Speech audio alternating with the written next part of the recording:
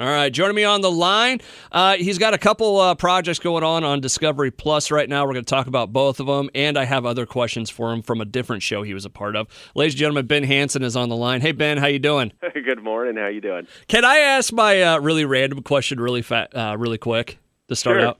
Okay, it was fact or fake? Was it faked? The one show on, it was Sci-Fi, wasn't it? Uh-huh. Okay. And now it's on Discovery Plus. They do the reruns there now. Oh, they are? I didn't know that. Uh-huh. Oh, yeah, they're all on there. The whole season's on there. Okay, I got to ask a question because the first season seemed very different than the second season in that the first season seemed like when you guys would do the round table at the end, discussing all the cases, like everything was either faked or possibly faked. Like it seemed like very little was supernatural. And then the second season, it seemed like there was more, oh, that could totally be a ghost, or that could totally be aliens. Was there a talk or a change? I've always wondered. Well, it's kind of like when we started out, we had to find all the cases ourselves. Like, people weren't coming to us, right? Because they didn't know the show. So the first season, it was also not my first choice to call it fact or faked. I was like, nobody's going to come on the show if they think we're out to debunk them. Right? Yeah. But when we found these cases, a lot of them, we were looking for stuff that allow us to do really cool experiments. And so we were able to try different things and show a lot of stuff that was able to show that something was either explainable or hoax. But once it got rolling, there were people coming to us and legitimately things that were really difficult to explain. And I think that's maybe why I never really looked and saw how many, kept a tally of how many we explained or didn't. But I'd say probably 2/3 of them I felt like, we could find a good possible explanation, and then there's the others you didn't. And it's pretty crazy stuff we found. And listen, I'm not ragging on the show. I watched it, and I've watched all the episodes. It was just one of those ones where it was like, early on, everything is fake. And then later on, it's like, you never know. That alien could be dressed as Elvis or, whatever. But I did like the premise of the show to experiment and show what it would take to possibly do this. And it's like, okay,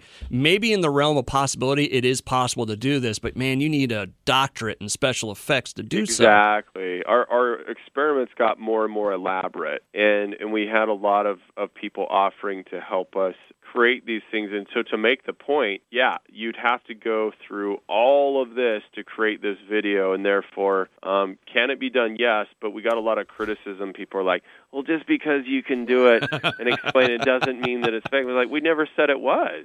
Yeah. But, it's one possible explanation. And then almost always we had the paranormal, investigation that went along with it. And even some of the cases where I do believe we proved the video, it turns out that there is weird paranormal stuff happening at the location. So, you could have a lot of things going on. Do you believe in this stuff? Because you've got like FBI ties and all this other stuff. I mean, is this something is it more you're interested in it or you believe in it? It depends on the subject, because take UFOs, for example, is probably my biggest passion. And I've been, investigating, looking into that ever since I was young. And I already had a very open mind. But then, throw at me mermaids. I'm like, well... Sorry, I have a very funny random story about mermaids. and what's okay, real quick. So you're talking off the air. You're going to go in and have some stuff done to your knee. When I blew out my knee, my physical therapist he watched that one show about mermaids being real. The shock doc. Yeah, right. Or he believed it. I mean, it was like 10 years ago. Yeah, whatever one that was, and he believed it. He's like, dude, there's mermaids. So it's become a big joke. And anytime I see mermaids, I send something to him about mermaids. So. But anyways, getting back to your point, there are some. It sounds like there's some things you're willing to kind of go out there, and some other things that it's like, I don't know. Well, most legends are based on some type of truth, So, mermaids, you're kind of looking into like, well, where did people come up with the concept, and is it possible there was some creature that sort of looked like this? But I've never had my own personal sighting, and like we showed in that one episode, if a mermaid actually existed, it's probably not going to be this supermodel looking, Yeah. Female. It's going to be a blubbery walrus type of deal to keep warm. And so on that spectrum, I would say no, I think it's really kind of far-fetched. However, on ghosts and all that, I believe far more now than I did when I was a kid, okay. which is really weird. You've ran into enough to make you think there's something weird going on? Yeah. Just about anything is possible. Just about, I would say, and you hear compelling stories, and even if the person is telling you, I had one guy tell me that he had he was on a Bigfoot expedition, and he was in his camper, and he's with his friend, and they just made all these Bigfoot calls to try and get Bigfoot to come into camp. Yeah. He goes to sleep, and at 3 a.m., he wakes up, and the whole camper is shaking back and forth. Oh, wow. He looks out the window, and there's not one but two Bigfoot on each side of the camper rattling the thing. And I'm like, hearing the guy's story, if you just read it, you're like, yeah, whatever. But he legitimately, I feel like he believes this is what he saw. It's not a mistake. Like it would have to be a very realistic costume for somebody. Yeah. And so it's things like that make me think you can't just dismiss the stories, how weird they, no matter how weird they are. There's a thing, and we're going to get to shock docs and the Roswell final verdict. I promise you, we're not going to leave this out. But there's a thing going around on TikTok. There's a couple of them really, but they talk about how humans are naturally afraid of heights and a couple other things. And he goes, the weird one is we're afraid of things. Seem to be naturally afraid of things like mannequins and things that look vaguely human. Yeah. And wondering and putting it kind of out there, was there something in our past that looked vaguely human that was a predator, and that's where that fear comes from? Huh. Yeah. I mean, that is interesting. I never thought of that before. But TikTok, I know man. my fear of ventriloquist dummies comes because my brother and my friend, we were all playing hide and seek, and I hid in my friend's closet where his sister was really into ventriloquism, and she had like 5 of these dummies in there, and I didn't know, and I hid in the closet. Oh, no. And my friend and my brother were like, guess what's in there? And they locked the door shut, and I could see by the shadows these eyes as I bumped, the eyes would move, and I was freaking out. So now I do have a fear of those things. Oh, wow. Ben Hansen joining me on the line right now. Okay, we should probably get to why you're actually here. But because I could sit and talk about this stuff for hours. I think this stuff is fascinating, and you've been kind of all over the place, so that's the really cool thing about this. Discovery Plus, you got Shock Docs, Alien Invasion, Hudson Valley, and then Roswell, the final verdict. Where do you want to start? Because both of these are out now, and you've got a part in both, correct? I do. So let's start. Roswell, the producers contacted me and said, hey, is this something you're interested in being part of? And I was like, well, we've kind of run into a lot of dead ends there. Yeah. People think they know the Roswell story. Most have no clue because they only know it from pop culture. But what the new angle they have is that they brought in this AI software developed by University of Maryland and Dartmouth College, and basically you can take video testimony, people who don't even have to be in front of you. These witnesses are long time, passed away, and you can apply the algorithm that looks at facial expressions, microexpressions, indicating deception. It looks at voice stress and tonality, and then also the content of what they're saying. And when you put it all together, it's very accurate. I've looked at the white paper studies on this. They're using it in government contracts, and we've applied this to dozens of witnesses to lay out this story of Roswell, especially for people who'd never heard it. It's very, very compelling at the end of it. You're like, wow. It's not just like debris, that some rancher found that had unique properties. We can tell you where it went, which air bases it was taken to, bodies, and where the examinations were done. To me, shows that the government explanations, they changed 4 times, are completely bogus, that something otherworldly was taking place. What do you think's the one thing people get wrong about Roswell? Like when somebody hears us talking about Roswell right now, what's the one thing they've got wrong about the story? Well, I think that the common person might just hear that, well, the government explained that. And It's kind of like, the government said it was a weather balloon. The government, then you obviously know nothing about the people who made the press conferences, the generals who ordered it, the people who were involved and said that they were forced to change the story, the people who were there at the autopsies, and these people have no reason to lie to their kids on their deathbeds or whatnot, so I think they need to look at that and see the evidence. Okay. And this is all in the show on Discovery Plus, correct? Yeah, so it's 6 hours worth. Oh, wow. You can binge watch it. It leads you through the whole timeline, and then the AI software applies, the test to each of these witnesses. Let me ask you this: when you guys were making this, did you actually go to Roswell? Did you go to that area? I've been there a few times.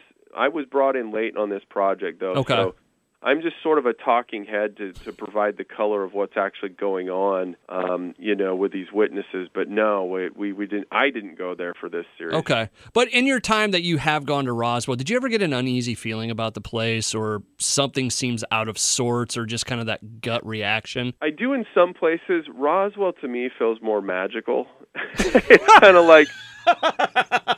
It's like we just hope. I've been out to what we call the debris field a few times. It's like a big kid's playground of treasure hunting where we're still hoping that we find that smoking gun evidence, that piece of memory metal, right? And so every time I go out for a conference, I'll build in another day and go out and with my metal detector, and I'm just like, oh, please, let me find something. I don't know why I pictured you as like the same reaction as a little kid at Disney World, but that was what was going on in my head. It is magical. Ben Hansen joining me on the line. Okay, so the other one that's out on Discovery Plus right now is Shock Docs, Alien Invasion, the Hudson Valley.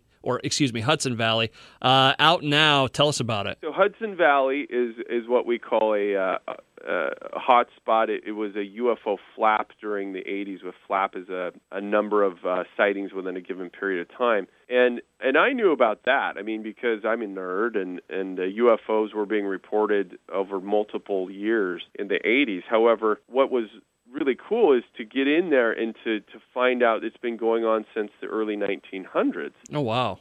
People reported airships, but there were only 2 blimps. The only 2 things flying in the air, and there were 2 in the world. And they were saying there was some sort of an airship. And now you fast forward to, our day, where we've got thousands of people not just saying they've had witnesses, witness objects, but actual encounters that some of them are quite disturbing, and we get into that in this show where you've got people sitting at home and all their electronics start going crazy, and weird tones are coming through the phone lines, and then all of a sudden several hours are missing. People trying to hold on to their kids' legs as they're being pulled through a window by something. Really weird and creepy and sometimes, like I said, terrifying events. Which one of them made you most uncomfortable, I should say? Whether it was, one of the ones from the early 1900s or maybe one of the more modern ones where there's still people talking about it. Was there one that sticks out to you? Well, and I didn't do this interview. I believe it was Melissa on the team when she peeled off from us to go interview. But I do think these abduction stories where you imagine it is against your will, and in the middle of the night, it's one thing if it were to happen to you, but if you're wide awake and your own son is screaming in the next room, and you go in there and see that he's being taken through a window, and it's one thing, like, I can make up a great story just like anybody else. Yeah. But when you're talking to somebody, and I do think I'm a good judge pretty much of whether someone's telling me the truth, and you're seeing the trauma as they're telling this, and some things that are really kind of hard to fake with emotion, and you say, I don't know what happened, but something happened. Yeah. And they believe it. No, that to me is scary. That is the thing. You run across some of these stories every once in a while, and it's like, ooh, something happened to you.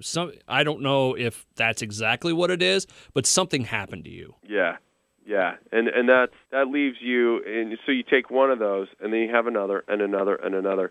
And people who don't know each other or didn't have, in the 80s, there was no communication by internet, and so you see the patterns start to emerge, and it just builds a far more compelling story that you can't dismiss police officers chasing these things around the valley, right? And it's like, well, if your whole rebuttal is it didn't happen because these people aren't credible, where does that stop? Are we going to say that then okay, police officers and military and every form of the highest professions, they are also not ever credible? So that's where it's compelling. Ben Hansen, a part of Shock Docs, Alien Invasion, Hudson Valley, and Roswell, The Final Verdict, both on Discovery Plus. We'll have links to everything over at the website along with your socials. Ben, what else you got coming up, man? This is going to be the summer of aliens, I feel like. We have another one, I want to say it's September 6th or 7th, called Alien Encounters Declassified. And it's bringing people up to speed with what people are seeing, what happened, after the government disclosure, last month, and where we're headed. So that's going to be a cool one. And then I have some other stuff I can't quite announce yet, but UFO themed, things coming out, and of course, events are starting to get back into swing of things now too. So I'm kind of traveling around the country and doing some conferences, and it's a lot of fun. Well, hey, man, if you're ever in Des Moines, let me know, and you can come on the show whenever you want. Oh, I'd appreciate it. That'd be fun. Cool. Thank you. No problem, Ben. Ben Hansen, we'll have all the stuff over at the website, kggo.com. You have yourself a wonderful day, sir. You too.